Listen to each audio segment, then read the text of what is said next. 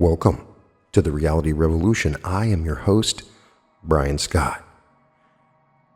Today we have another glorious Neville Goddard lecture. This one delivered on November 21st, 1969. Enter the Dream. I was inspired to read this after my recent trip on the Mad Mystic Tour with Josiah Brandt, where we drove around New York and we observed the different places where Neville lived in New York, where Abdullah lived. It was fascinating and wonderful, and we got a chance to meet Mitch Horowitz. And when he posted something on Twitter about this particular lecture, it has a quote about the Wheel of Recurrence that completely blew me away, that I was not aware of about Neville Goddard. It also has some unique references, and it's always exciting to find something new. And I did not remember this particular lecture, having read through them the first time, and it's got some great stuff. It's short, but I love it. Enter the Dream by Neville Goddard. God only acts and is in existing beings or men. Embracing the fires of experience, God was consumed by the flames, rose from the ashes, and continues to rise as Jesus Christ, or divine imagination. Good and evil are not conditions imposed by some benevolent deity, but states the soul must experience in order to surpass them and awaken as God himself. Tonight I will share with you an experience of a friend, a lady who wrote saying, "In my dream I possessed the power to be anything I wanted to be. The moment I observed the being or thing, I became it, felt its emotion, and shared its thoughts and environment. This I did throughout the night and awoke reluctantly because I was so enjoying the experience." Now let me tell you what Aldous Huxley wrote about his friend D.H. Lawrence. To be with Lawrence was an adventure because he was not of the order of this world but belonged to another universe. When I was with him and he shared his experience, I felt that he knew what it was to be a tree, a daisy, a breaking wave, or the mysterious moon itself. He saw things the mortal eye could not see. He was a sensitive, intelligent man who could cook, sew, embroider, and do woodwork to perfection. Yet he could sit alone doing nothing and be completely happy. He could put himself into the skin of an animal and describe in the most convincing detail its dim, inhuman thoughts. I'm quite sure my friend never read that letter, but I gave her my immortal eyes. The eye of imagination is now open in her, and she has shared her experience of going from state to state, from things to persons, knowing their feelings and emotions. How is that possible? Because God is the only actor. Blake makes this statement: eternity exists, and all things in eternity independent of creation, which was an act of mercy. By this it will be seen that I do not consider either the just or the wicked to be in a supreme state, but to be every one of them states of the sleep into which the soul may fall in its deadly dreams of good and evil, when it leaves paradise following the serpent. Everything in the world is yourself pushed out. Every animal there can be entered by you, and you can experience its emotion, for that animal is your very self. You are the animating power of the universe. All things were made by you, and without you was not anything made that was made. For you are life itself. This I know from experience. The universe is alive in you. It has no life on the outside. It is yours to animate, to stop, to let go, and stop again. Blake was right when he said God only acts and is in existing beings or men. For God is the only actor acting imaginatively in the human imagination. While seated here, you can see your home in your mind's eye, but it does not have the cubic reality as does this room. But one day you will think of something and see it more vividly then you now see the speaker. You will enter it, not as a shadow, but as a three-dimensional space. I have sat in a chair or rested on a bed with my eyes closed, as in sleep, and seen what I could not see if the lids were open. Knowing exactly where I was and what I was doing, I allowed consciousness to follow vision and stepped into that image, which closed itself around me as I set out to explore that world. I now know the truth of Blake's words. If the specter would enter into these images in his imagination, approaching them on the fiery chariot of his contemplative thought, if he would make a friend and a companion of any one of these images, which always intrigues him to leave mortal things as he must know, then he will rise from the dead. Then he will meet the Lord in the air, and then he will be happy. Many times, while sitting in my chair or lying on my bed, my inner eye has opened, and I have seen what no mortal eye could see. Then I would enter into the image by allowing my consciousness to move on its fiery chariot of contemplative thought. Clothed as I am, the world calls me Neville. But I, a conscious being, have moved out of this body and into a world which instantly clothed itself around me. And I explored that world clothed in a body just as solidly real as the one I left on the bed or chair. If anyone had entered the room, they would have thought Neville was sleeping, yet I was fully awake, consciously aware of being separated from my external self. Look at yourself in the mirror and you are seeing the mask God is wearing in this world of death, but you cannot see the immortal who cannot die. Your friend or relative may appear to die, but he is not that which is put into the furnace and consumed or buried in a grave. He is that which I am conscious of being, exploring other worlds just as real as this until he experiences the mystery of Scripture. You see, God only acts. Sitting in my chair and seeing what I should not see, I acted by consciously entering into the image I was viewing, to discover it was not a flat surface, but a three-dimensional reality, complete and ready for occupancy. My friend knows what it is like to become anything that intrigues her, and I am quite sure she never read the letter Huxley wrote of his friend D.H. Lawrence. This is the same Huxley who showed no interest when I tried to tell him of my birth from above, of David and the visions I have shared with you. He likened me as a friend, but he had his own limitations, as everyone does.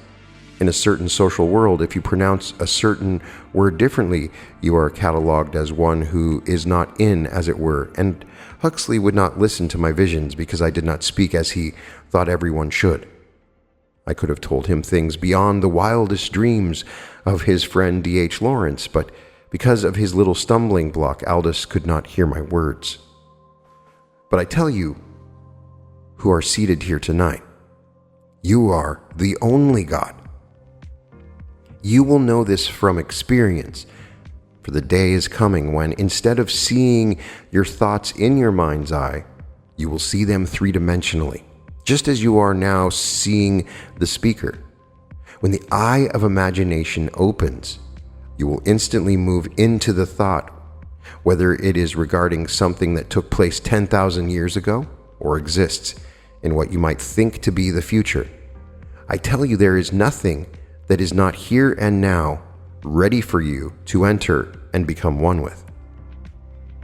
One day, you will realize, like Blake, that neither the just nor the wicked are supreme states, and you will be able to forgive everyone for what he is doing or has done.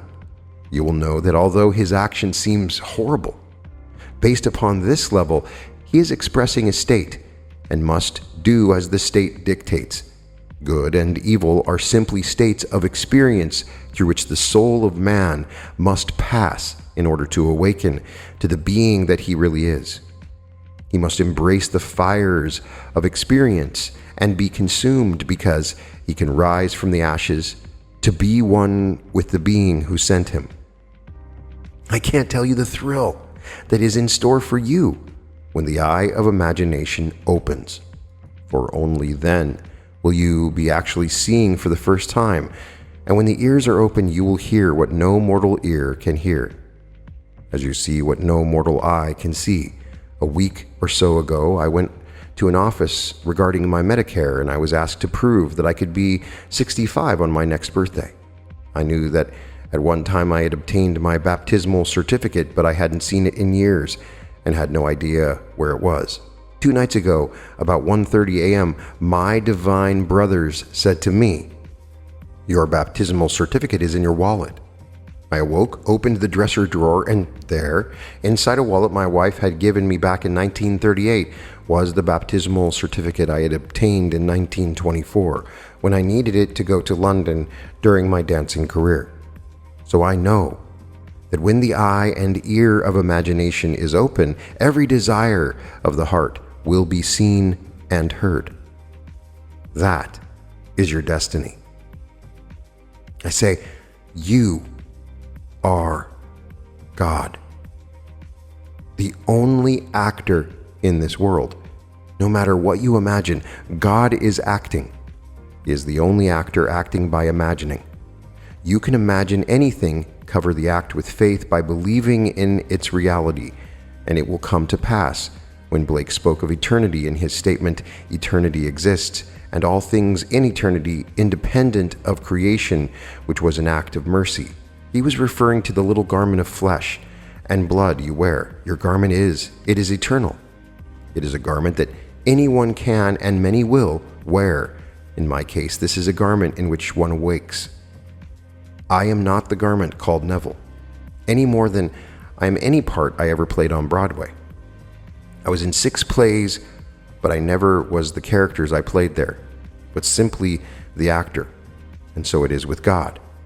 He is the only actor in eternity, and God is the human imagination. It is the human imagination who plotted the entire play before he came down and assumed these eternal bodies of limitation and death. And it is the human imagination who will rise from these eternal bodies into divine imagination from whence he came. In the book of Genesis, we are told the serpent spoke and said to the woman, "You will not die, for God knows that when you eat of the tree of knowledge of good and evil, your eye will open, and you will be like God, knowing good and evil." This is something you must know in order to surpass and rise beyond it as divine imagination. The serpent knew that as you ate of the fruit of the tree of good and evil, although you would not die, you would embrace the fire of experience, be consumed as its victim, and rise from its ashes as God himself. That is the story of Scripture. Blake added this wonderful thought, saying that we left paradise following the serpent. This implies that we did not begin here on earth, but left paradise following the serpent of generation, who told us that when we embraced the great experience of good and evil, we would be consumed in its fire and yet not die, but would rise from it. In his book, John tells it in a lovely way as, "I came out from the Father and came into the world. Again, I am leaving the world and returning to the Father." So we did not begin here, but coming out from the Father, we found these garments that seem to begin in time, but really are an eternal part of the structure of the universe. In my own case, this little garment seemed to begin in 1905, but it was always so. It was always growing into manhood and departing in its 60s, always appearing occupied by God, moving towards a certain point and then disappearing. All of these are but garments to be picked up and worn. People think they are the garments they wear.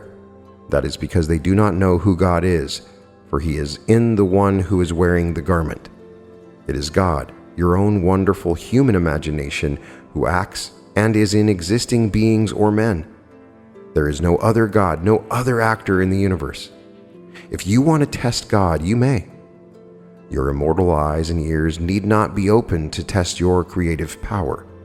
Simply assume you are the one you want to be.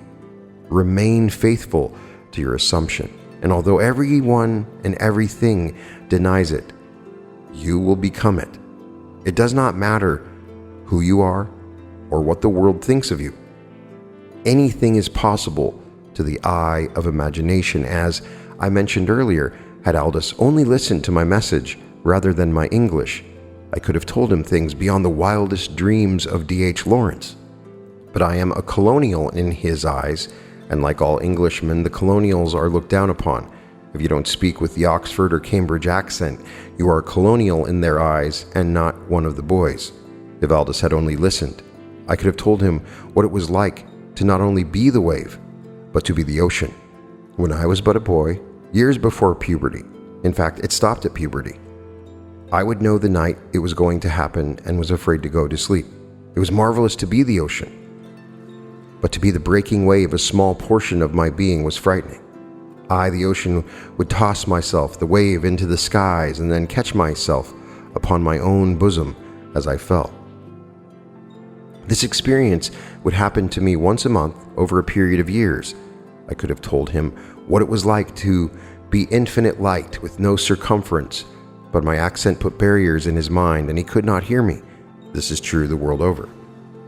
People judge from appearances, as the individual's true being is unseen by mortal eyes.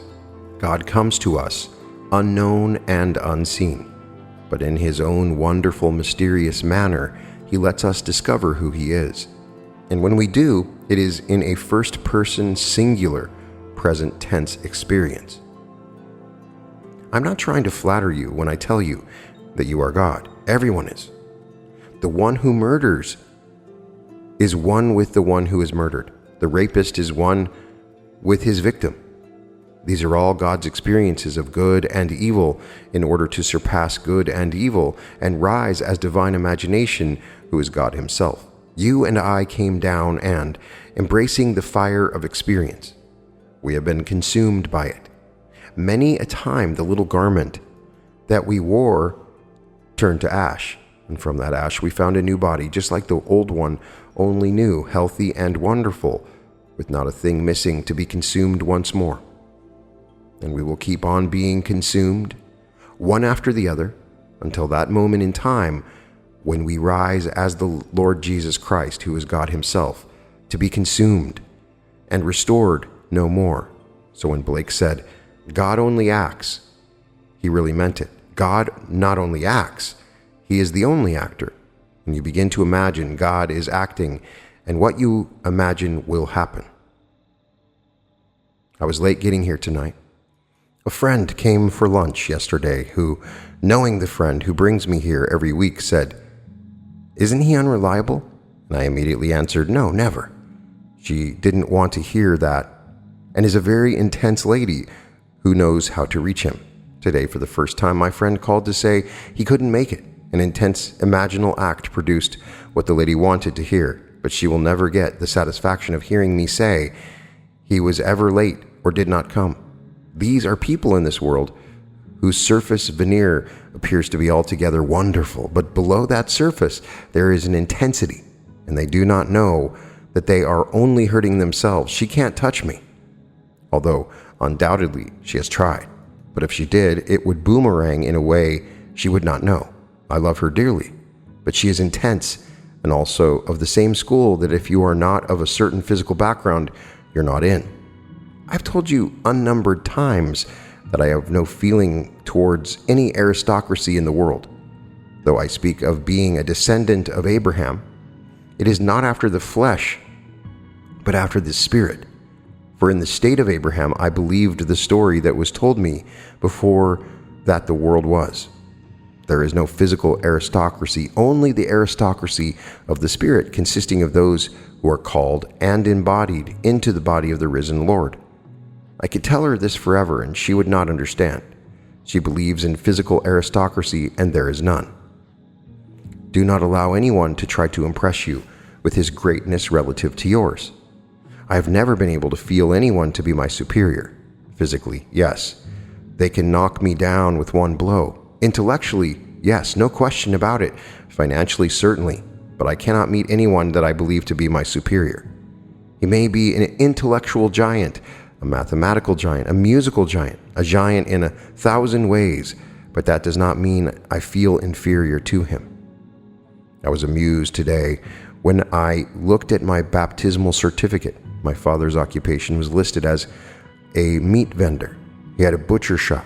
If this lady had seen that, I would no longer be socially acceptable to her. But I urge you to never allow anyone to make you feel less than, because you are infinitely greater than all of the characters of the world put together, as you are God who is playing all the parts. And you will play them all, the phony and the decent ones, the rich man, the poor man, the known, the unknown. You have played them all, or you would not be here. The reason why you are here is because you are on the verge of awakening.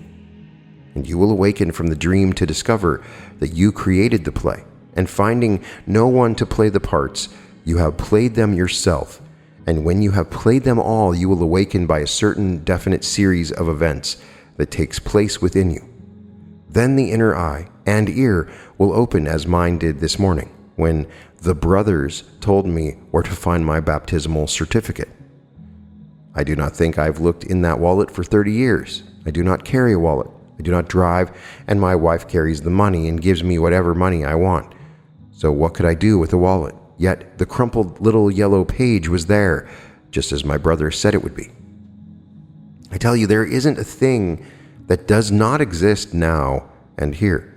We speak of the moon as billions of years old, but you cannot measure your age, because there never was a time when you were not, nor will there ever be a time when you will cease to be. You didn't begin in time. You came down into time, which you yourself created to experience good and evil, to expand the being that you always were. Even though your birth certificate shows you began in time, you didn't, for you are the wearer of the garment. You are its actor, who is God himself. You cannot even say God is near, because nearness implies separation. He is not near, for when you say I am, you are proclaiming he is your very self. Begin now to believe in your true being, who is God. And whatever you imagine to be so, firmly believe it is so. And it will be so. At the end of these lectures, Neville would give 2 minutes of silence. We don't have any question and answers, but I definitely want to talk about the many aspects to this lecture.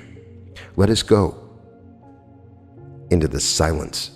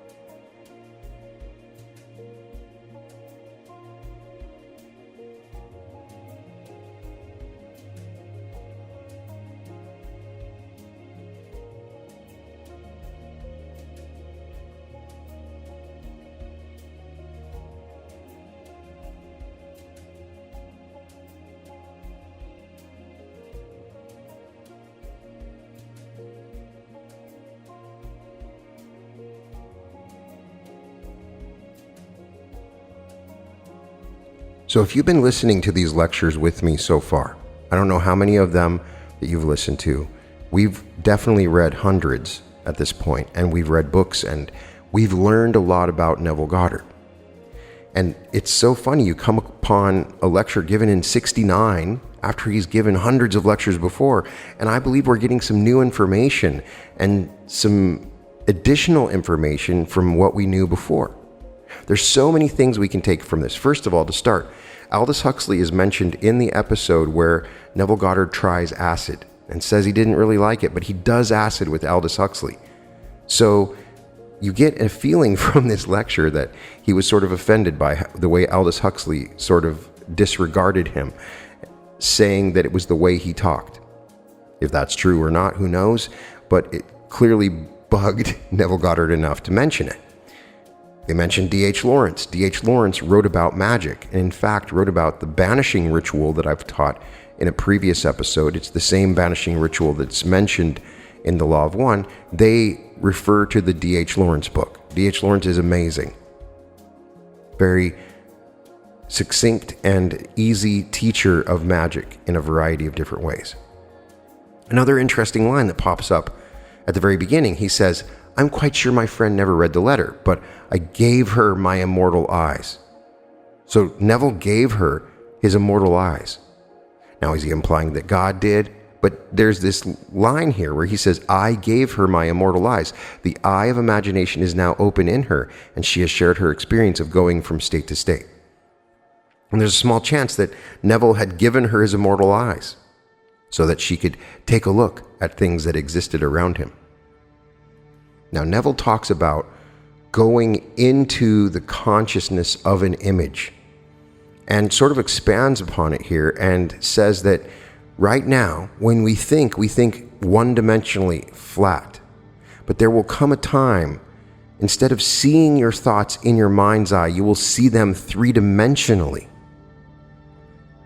just as you are now seeing the speaker, meaning that it will be a thought, and you'll know that you're in the thought, but you'll be living in that experience. There comes a time when the thought is just not in your mind's eye, but in three-dimensionality.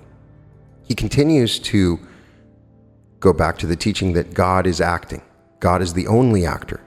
And we get an interesting tidbit of information here that he had been in 6 Broadway plays. No one could answer that while I was there as to what Broadway plays he had been in. We knew that he was a dancer. We also knew that he had been in vaudeville and in Broadway. He said he had participated in 6 Broadway plays, meaning that he was more than just a dancer. He was also an actor, which is important. He's talking about acting in many of his lectures, and it's the idea that we're in a play, and right now while we're in this body, we're playing a role, we're acting a role. But the really significant thing that comes out of this lecture is a comment he makes closer to the end, where he says that in my own case, this little garment seemed to begin in 1905, meaning his body. He was born in 1905, but it was always so. It was always growing into manhood and departing in its 60s, meaning that he has an awareness of some kind, that he has lived the same life over and over, and that's where we get the reference to the wheel of recurrence. Check out my episode on eternal return, decoding the wheel of recurrence in Neville Goddard. He is saying that he had an awareness that I always was born in 1905 and I always die in my 60s. And this is about 2.5 years before his death. We get a reference to Frank Carter. We have the Frank Carter lectures because Frank Carter was his driver at the end of his life. And we get a reference here that his friend obviously didn't like Frank Carter, said he was unreliable, and he had been late at one time. So we get some new information about Frank Carter, and he implies that this woman that he's talking about is racist and had used imaginal powers against his driver, implying that she'd probably tried to do some negative stuff to him, but it would go right back to her. Here we see a reference from Neville that he is protected, that he's a level of consciousness where he feels protected from psychic attacks from this woman.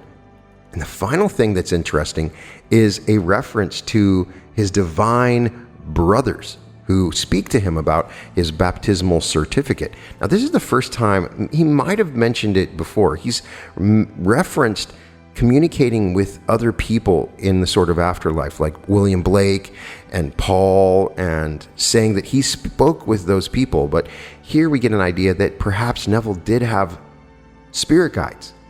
He calls them his divine brothers, telling him where he could find his baptismal certificate. So Neville had what he called divine brothers speaking to him. He was clairaudient at that point as well, something he doesn't talk about as much, but perhaps he had a richer spiritual life than we imagine. In any case, there's a lot to pull from this, and this certainly adds to our understandings of Neville. You can find all episodes of The Reality Revolution at therealityrevolution.com. Buy my art at newearth.art.